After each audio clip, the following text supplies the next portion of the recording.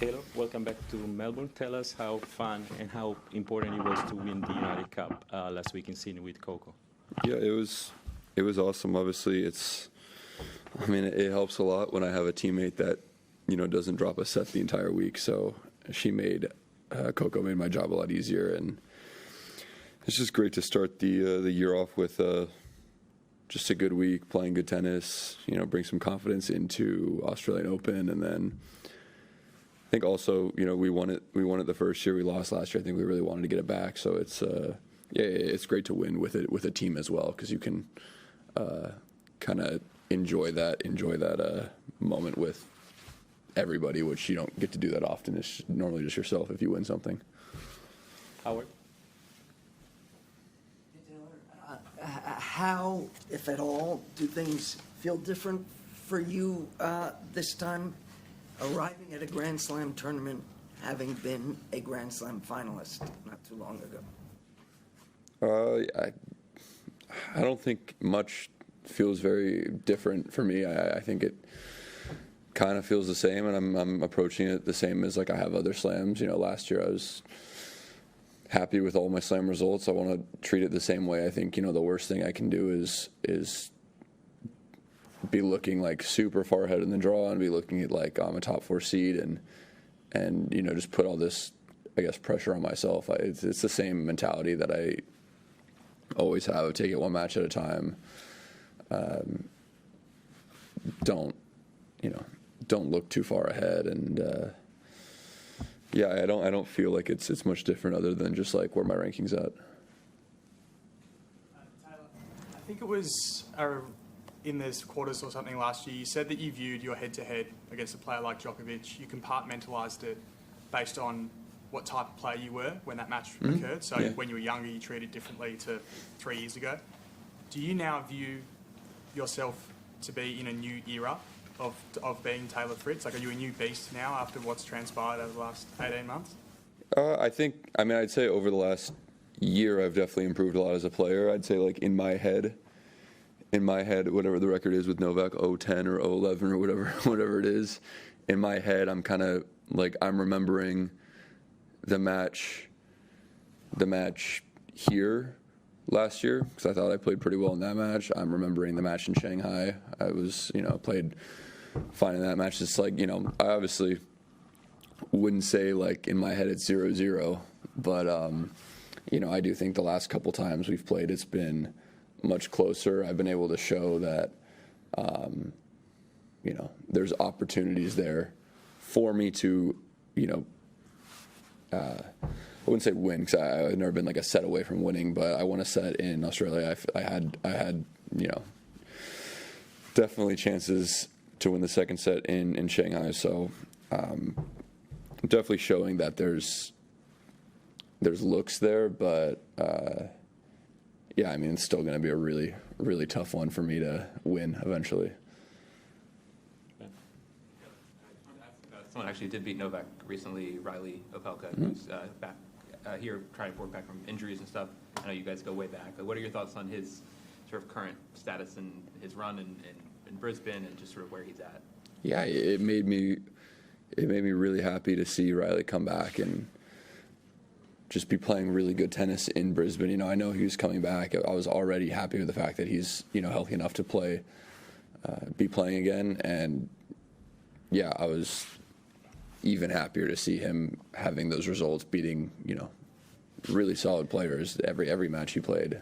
Beat a lot of really good guys, and then to have a win like beating Novak, obviously that's going to give him a lot of confidence. I think when you're out for a long time, and it's something he's talked to me about, is you're out for years, you get a little bit, I guess, unsure of your ability when you're coming back, because it's just been so long. So it's amazing for him to do that. Now there's no question. I know there's no question in his mind about if he's going to have any problems with his level of tennis coming back and being a top player again, which is I'm really happy about, because obviously Riley's one of my best friends. David. Law from Tennis Podcast. You're referencing the mental approach and the strategical approach regarding Novak and the matches you've had over the years. given you've now reached the point where you're basically you're superior, you've beaten everybody except him and Alcaraz, and you've had a rough time against Sinner of late. I just wondered, in the off season or in downtime, when you're looking back at these sort of matches, do you spend much time analysing them as people have as what you're going to do in future against them?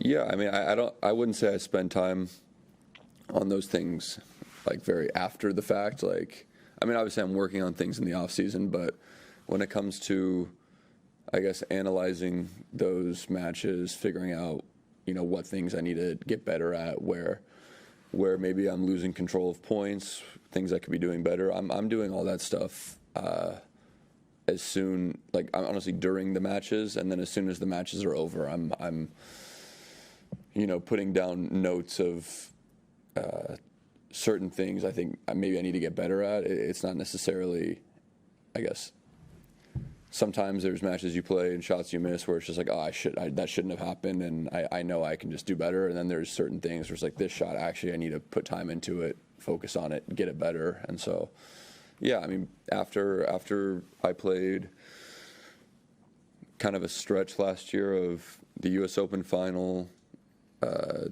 playing Sinner, the Laver Cup deciding match against Carlos, and then the Shanghai match against Novak, I felt like I had a really good idea of some common themes that I could work on, and I feel like since Shanghai, I've done a really good job of improving, and I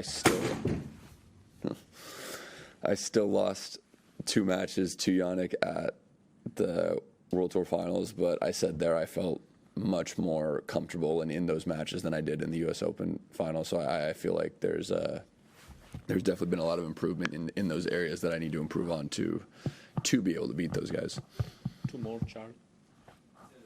There was a handshake thing at the United Cup that got people talking, and you've had a few in your career. Obviously, they're more at the end of matches. Can I just ask what it's like at the end of a match?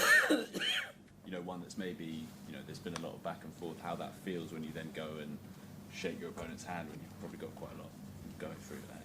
I mean, to be honest, I think everyone looks good shaking hands pretty much when you're the winner. Everyone's graceful when they win. I think it says the most about people of how they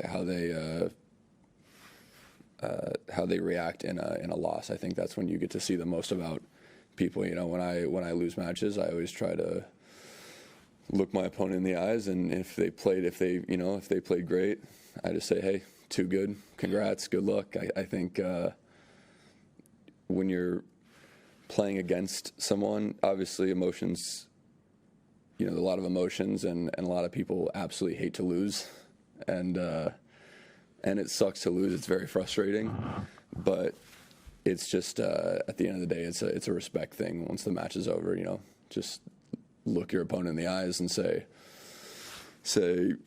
great match, I respect you, and you might be really upset and really emotional about the match and that's normal. A lot of the people we're competitors. We hate to lose, but